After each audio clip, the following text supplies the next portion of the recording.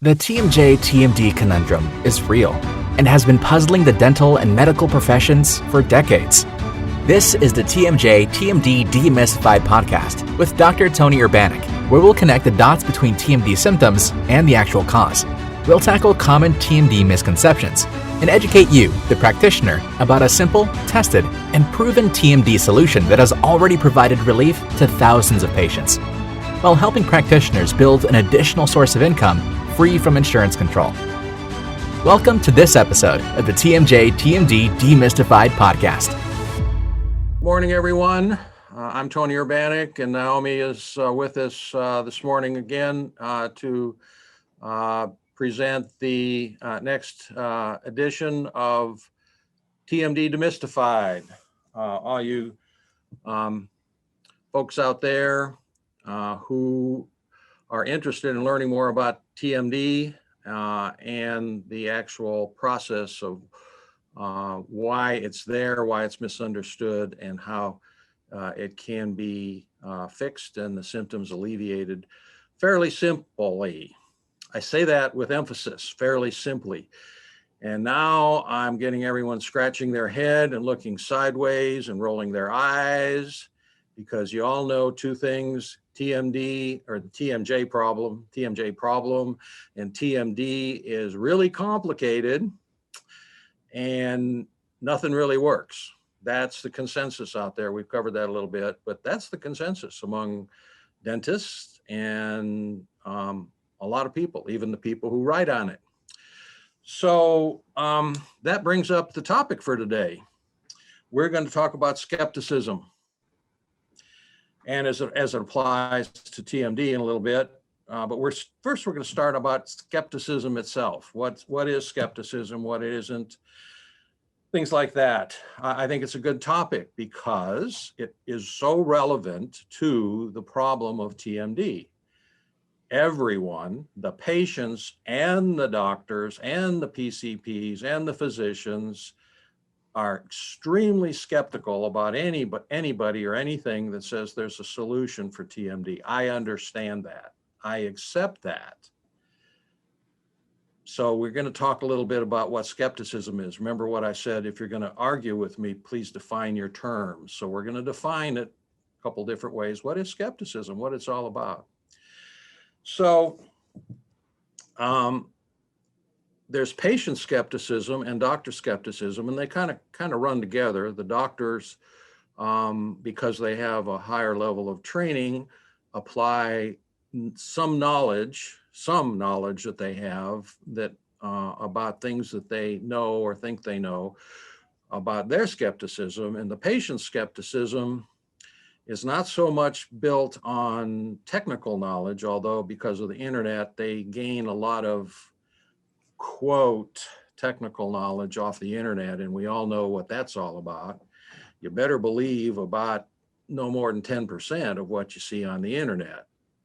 I stand by that. I think that pretty much everybody agrees with that concept right about now. But that's where patients get their technical information. But patients primarily want to know, does it work? So we'll cover that in a little bit. So there's patient skepticism and doctor skepticism. They're a little differently. But regarding the concept of skepticism, I think we'll divide it into two categories.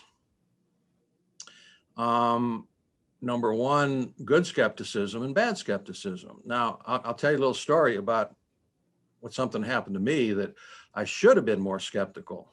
Try to make it brief, but in my early career at age 32, after I finished my training at Vanderbilt, my medical degree and all my academic work, I decided to go out into the third world and present myself and try to help. And I was invited and developed a clinic down in Haiti, and flew myself and a plane load of medical equipment into the middle of nowhere in Haiti, into an area that had never seen a doctor in 1979, had never seen a physician or a dentist, probably for a radius of about 50 to 70 miles, way away from the coast. And The first night I arrived, I was immediately walked to the hut of the witch doctor, because the Catholic priest who I worked out the details of taking me out in the middle of nowhere and setting up a clinic thought it was really a good idea for me to meet the witch doctor. And because he knew that there was a potential conflict and it might be serious. Well, I wasn't worried about the witch doctor's medicine, but he was really worried about the witch doctor, and I didn't know why, and he didn't really explain it at the time, and I really should have been more skeptical about what was going on. But we marched up to the top of the hill on the edge of this little village, hut, multiple hut village. And the top of the hill, there was a 10-foot radius, 10-foot diameter hut with a 10-foot flag on the top, a red flag on a pole. And inside was the witch doctor, and we caught him doing some witch doctor stuff. And he had a book in his hand, and he was doing what I considered incantations in front of his patient. And when he finished, the priest who was with me introduced me. Of course, I didn't speak Creole. The priest spoke English and Creole. And I had a little conversation through the interpreter with the witch doctor, and I was basically said, I'm here to help, and I look forward to working with you, and I'm glad to meet you, and if I can be of any help to you, let me know. And so as we walked down the hill from the top of the hill where the witch doctor's hut was, the priest looked at me and he said, did you see anything that was really strange?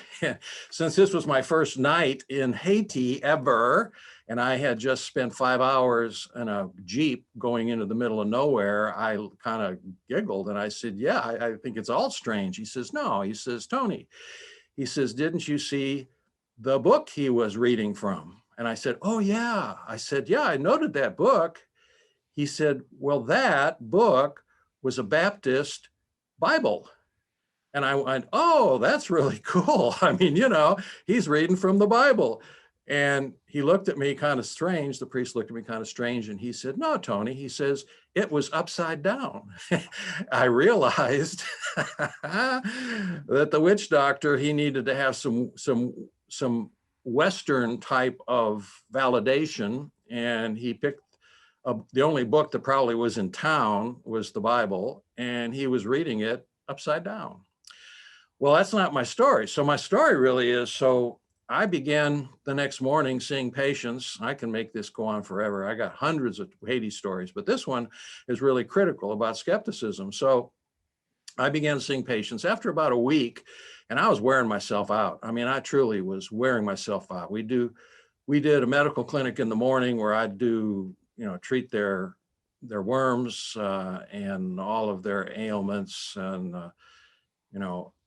best I could with the information and the materials I had. And then in the afternoon, starting after lunch, I'd take out teeth until the sun went down or my arm wore out. And some days it was one and some days it was the other, because the lines never got shorter.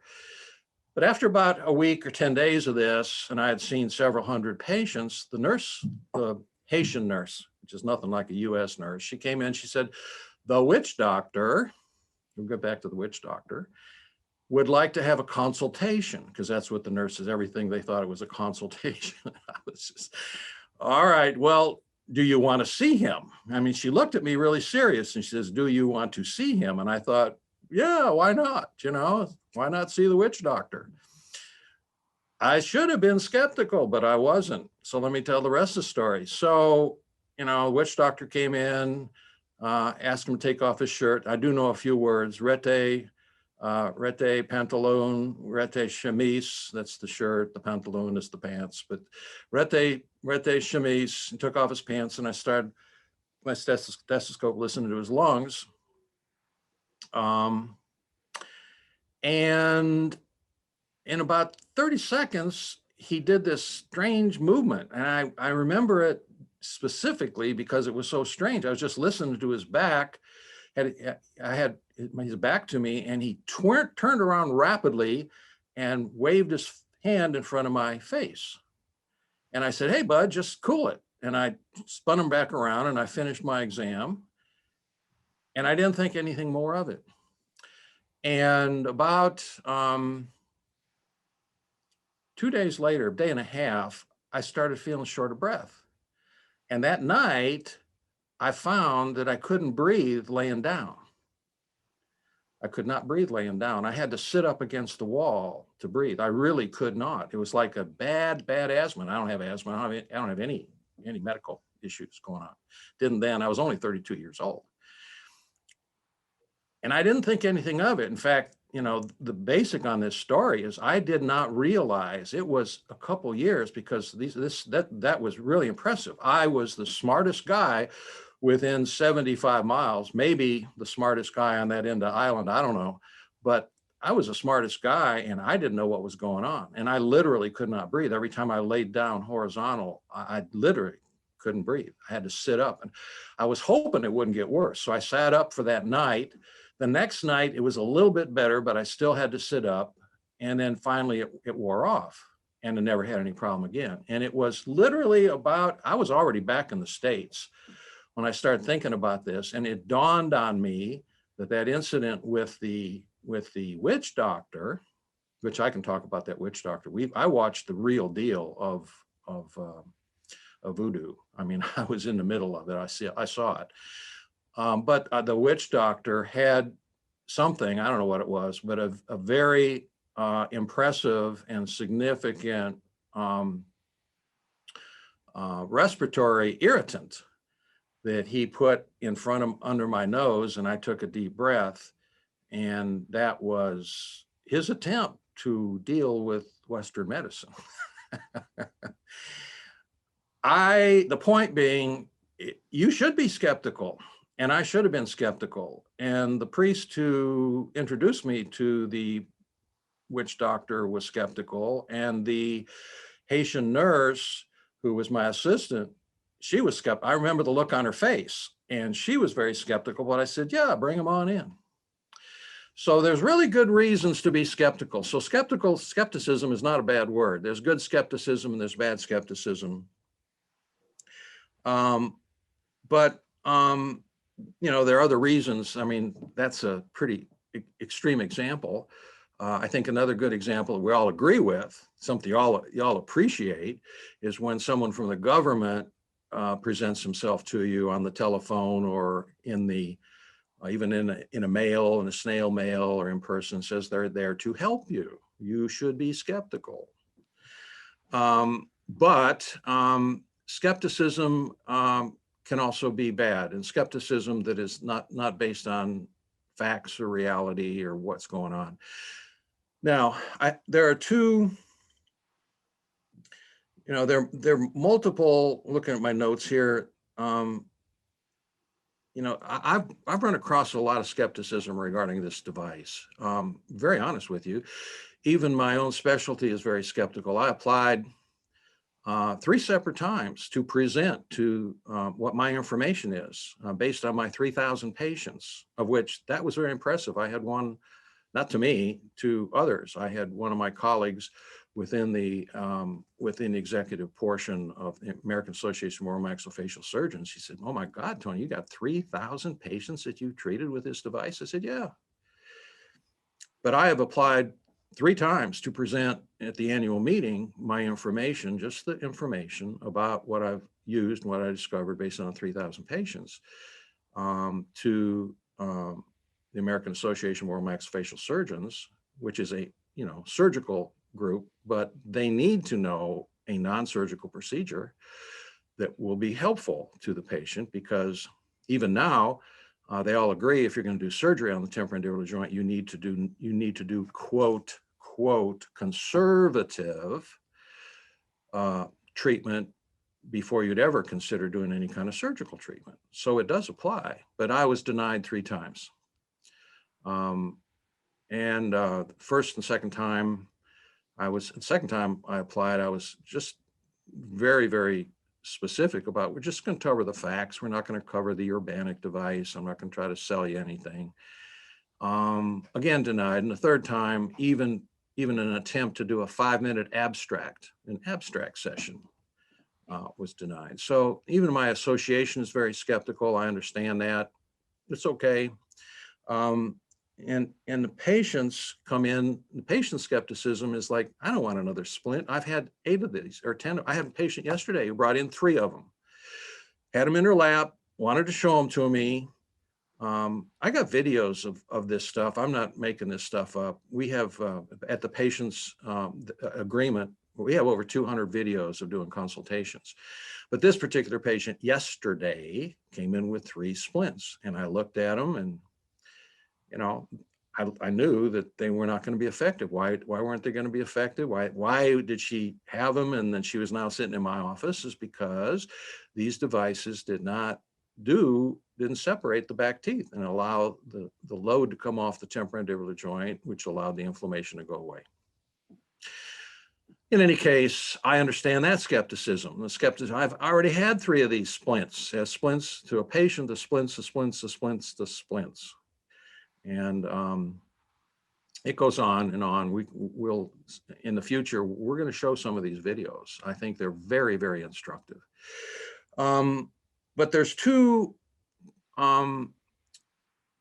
basic, and I think there are other ways to overcome skepticism for both doctors and patients. I don't think I've thought it through completely, but I know the 2 basic ways. And one is using the scientific method and doing scientific articles. And the second is to just use the patient's experience. I think the second one is more effective by far for several reasons. Number one, patients really don't understand the scientific method or scientific analysis.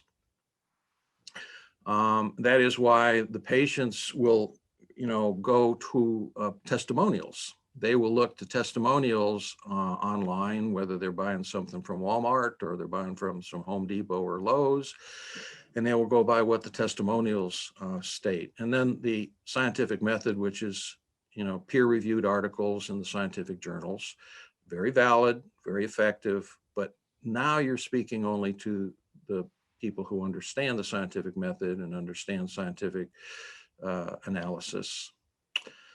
So regarding our device, we're attacking it from both areas, both sides. I guess it's time for me to announce that we have had a study, ongoing study, which is an independent study, done through Middle Tennessee State University based on our 3,000 plus cases of patient data.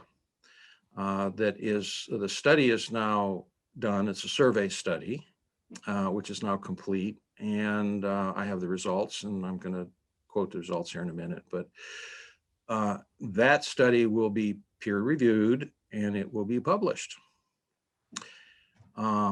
It's an excellent study. I have the white paper, which was developed off the study, and the final numbers and statistical analysis is basically complete, but there's a few things that are missing. Basically, what's been missing is what is the analysis of other things that is used for the temporomandibular joint. And that information will be included in this study. Basically, there's 2 parts to the study. That is the effectiveness of what we use, quote, the Urbanek device, which I still have some misgivings about calling it that, but I don't have a better name, truly. And using that device as opposed to doing something else, and the statistics both on effectiveness and cost for those treatments, which is part of this study. And I designed the study, although I did not design the questions. The whole thing was really designed through the chairman of the department of Middle Tennessee State University, but the study itself is done through the Department of Business Development and Analysis at Middle Tennessee State University, although it has it goes under all of the strict rules of patient analysis and patient use. So that study will be published in journals, peer-reviewed, but in business journals, in front of the people intentionally who pay for these services. And that study should be, it'll take 3 to 6 months to peer review it and then go in the lineup for publishing. So, but I already know the results. And I'm going to quote a couple results. I need to look over, excuse me, but I need to look over at my computer here on the side because I want to be accurate. And so, and this is the last part of a 50-page white paper describing the study, but the last 2 sections, one is headed confidence in the Urbanek splint as the right treatment. And the study was divided into 2 sections. It was divided into patients who had had any kind of previous TMD treatment, surgical, non-surgical, medical, anything regarding not TMD, but the symptoms, which a lot of people were confused about the symptoms. Of course, TMD is confused with a lot of other problems. So it's two portions, two divisions in the study, those who had previous treatment and those who had not had previous treatment. And regarding the question of after, and the N number here was rather high. It was, I think the N number on this question was, it was a couple hundred. That was basically the number of people who responded to the survey.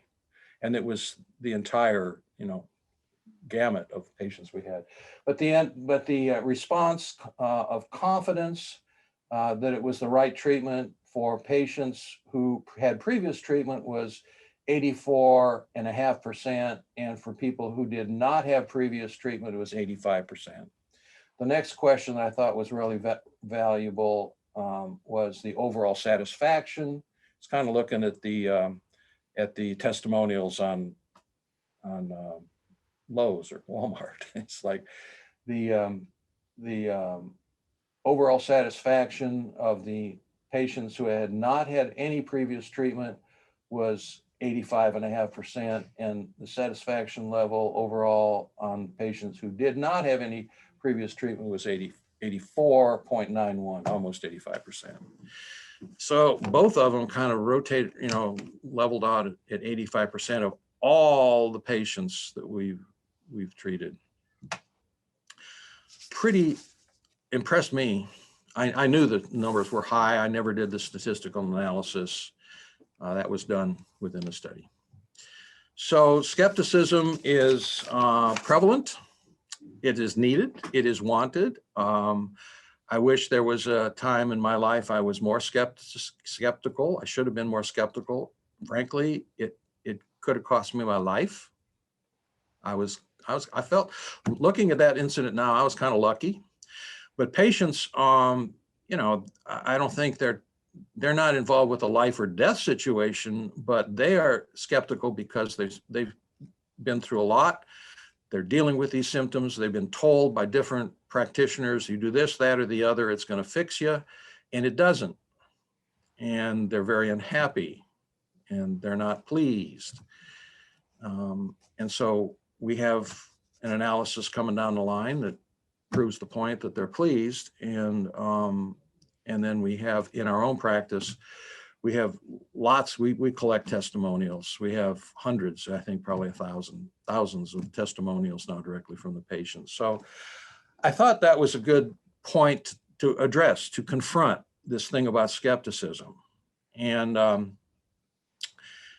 Naomi and I were talking this morning, and I said, Naomi, what would you like to add about skepticism to our presentation this morning? And I will just leave it open for Naomi to talk about what she would think would be something that's important regarding this topic.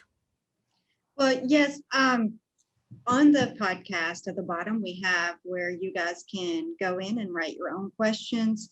And we noted that there was a question about super-eruption. And from someone who goes out and meets with these practices, speaks with the doctors, that is one of the number one questions that we get asked. So the question was, does the Urbanek device cause super-eruption? So I wanted to kind of address that today, and make certain that we were very clear in how the Urbanek device is designed and what it is designed to do, and how it's to be worn. So my answer was that the device decreases the pressure load on the temporal mandibular joint by 90%, because it allows the back teeth to be taken out of occlusion by about 1 millimeter to 1.5 millimeters. So the patient wears the device for 2 months, 24 hours a day, with the exception of when they eat. So when they're eating, normal mastication occurs, the teeth can occlude. So we are not taking the teeth out of occlusion permanently, and it is nothing that is prolonged. So for 2 months, they wear it 24 hours a day, with the exception of when they eat. Again, occlusion occurs during the chewing process, and then after that 2 months, only at night. So during the day, normal chewing, occlusion occurs, and so therefore we don't have super-eruption. So I wanted to address that, and I hope that that was answered. I did provide an answer for that, so I hope whoever asked the question saw the correct answer on there. So, so Dr. Urbanek, that is one of the number one questions that I get asked, and that is part of what we're talking about today, skepticism. Yeah, it is the number one question. So I'm glad we, and we'll probably talk about that again. There'll be other questions. People will ask the same question. I get the same question. That's the number one question I get when I present the material. It's like, oh my God, what happens when the back teeth super-erupt? Yes. And the answer is, if you don't separate them very long, it won't happen. And we have found, fortunately, that in adults, if you separate the posterior teeth no longer than 2 months, maybe longer, but I have basically 2 months is the maximum, the time-wise. And if you separate the back teeth for a couple months and allow the patients to chew, you do not see a super-eruption in posterior teeth. You will see the mandible slipping back into centric relation, which is why it's one of the reasons it's effective, because one of the causes, we'll go back, this is technical now, this is really technical, this is in the heart of it, is that a significant difference between centric occlusion and centric relation. CO and CR is one of the causes of damage to the temporomandibular joint. Now that difference between CO and CR does not have to be great. It does not have to be super significant, like a big class 2 or a big class 3. It can be just a couple millimeters or even a millimeter in some patients. Some people can adjust to a smaller CO-CR discrepancy, and a lot of people can't, and that damages the temporomandibular joint. But what you will see, you won't see super-eruption. What you will see is the mandible going back to centric relation, which in the textbooks, one of the definitions is titled rest position. Rest position. It allows the temporomandibular joint to rest, and when things rest, then they are allowed to heal. In this case, allows the inflammation to go down. When the inflammation goes down, the symptoms go away. So, but on the other hand, I say with emphasis that in adults, in children, in adolescents, you have to be more careful. You make sure that you clarify that teeth can move rather rapidly. And then it's the decision, do you want to get out of pain, or do you want to avoid the possibility that you may need some orthodontic assistance to complete the case or finish a case, which almost always is associated with a malocclusion in the first place, a CO-CR discrepancy at least. And just a word to the orthodontist about pulling on the mandible with using various devices in an attempt to fix an occlusion and a malocclusion. We see many cases. I've seen many cases of that happening, creating temporomandibular joint pain, creating damage, creating inflammation, and then you get into the headaches, earaches, jaw pain, neck pain, which is iatrogenic. Orthodontic devices pulling on the mandible, trying to fix a class 2. If you got to fix a class 2 by pulling on the mandible, unfortunately, you probably need to talk to your oral or maxillofacial surgeon about orthognathic surgery. But we're getting way off track. And that is a whole other topic. That's a whole other addition that we need to go into, truly. And we will. I mean, we have videos and all kind of patient experience with that kind of stuff. So yeah, be careful. You have to be careful. Although it is useful, it is effective with adolescents and children. With a deep breath, I've treated kids as early as 12 or 13, as long as they have their full permanent dentition. I do not treat kids with deciduous teeth. And I'm forced to, because mom says, you have to do something. Molly is crying all night. You have to do something. So we've done it, and it works on adolescents and children well. And you get them out of the 24/7 really quick. As soon as they say, hey, I mean, my symptoms are gone, my headache, earache, so it's not 2 months, it's sometimes a week, sometimes a week. And then we follow up and with or without orthodontic assistance, and the bite and orthodontic care as appropriate if necessary. But you got to get them out of pain first. You can't have the kid crying all night. So that's what we have to say about skepticism today. I hope that this helps you understand skepticism. It's not a dirty word. It's a good word. There's good skepticism, bad skepticism. There's patient skepticism, which you as the practitioner need to deal with. And maybe we'll have a separate edition talking just about patient skepticism and how I've learned to deal with skepticism from the patient. It's okay. I mean, sometimes you're not going to get by that skepticism, and sometimes you can really help the patient, because that's our purpose, is to help them through these problems. You can help them through their skepticism. And I actually have, now I think about it, I have a lot to say and a lot of things to do about helping them through their skepticism, again, which is quite simple. And again, I'll repeat something that I don't mean to be offensive, but patients are very skeptical of doctors in general. It isn't just TMD. This is true. And they're skeptical of dentists. There's a lot of promotion about upselling, and I mean, patients use the word to me. She says, I was into such and such clinic, such and such doctor, and they were trying to upsell me. Patients know, they're not stupid. They know what's going on, and because of that, they are skeptical, and I think for good reason. But unfortunately, doctors, get the moniker, they need to be skeptical. So I don't know how much difference is there between, Western medicine and what we learned in dental school and medical school and the witch doctor. I don't know. Something to think about. So with that, we're going to end our discussion today. I appreciate your attention. I look forward to any questions, comments. Truly, I really look forward to it. Contact us as you can. I appreciate your attention. I look forward to talking with you again. Bye-bye. Bye-bye.